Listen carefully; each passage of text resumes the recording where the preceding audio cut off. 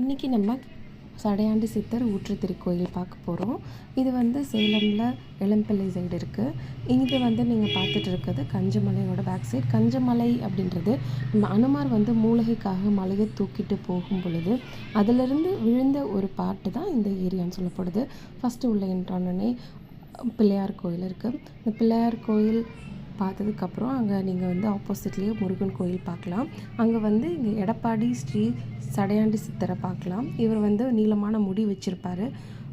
அதனால் இவர் வந்து சடையாண்டி சித்தர் அப்படின்னு கூப்பிட்றாங்க. இங்கே நீங்கள் ஃபுல்லாக சுற்றி பார்த்தீங்கன்னா நிறைய மூலிகை செடிகள் மரங்கள் அதிகமாக இருக்கும். அதனால் ஸ்கின் டிசீஸ் இருக்கவங்க இந்த இடத்துக்கு வந்தீங்கன்னா சீக்கிரம் சரியாகிறதுக்கு வாய்ப்புகள் அதிகம் அப்படின்னு நம்பப்படுது.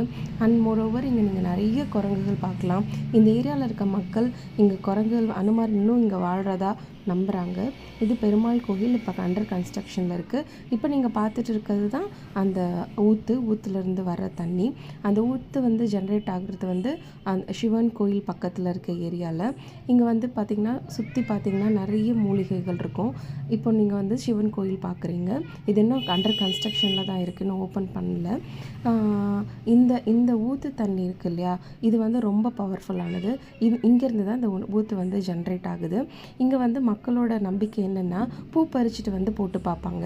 இந்த பூ வந்து இந்த பாறைக்கு அடியில் போயிடுச்சு அப்படின்னா மனசில் நினச்ச காரியம் நடக்கும் அப்படின்றது அவங்களோட நம்பிக்கை. சப்போஸ் அந்த பூ வந்து விலகிடுச்சு அப்படின்னா தாமதமாகும், அவங்க நினச்ச காரியம் நடவிட தாமதம் ஆகும் அப்படின்னு அவங்களோட நம்பிக்கை. டிஸ்கிரிப்ஷனில் இருக்குது, தேவைப்படுறவங்க யூஸ் பண்ணிக்கோங்க.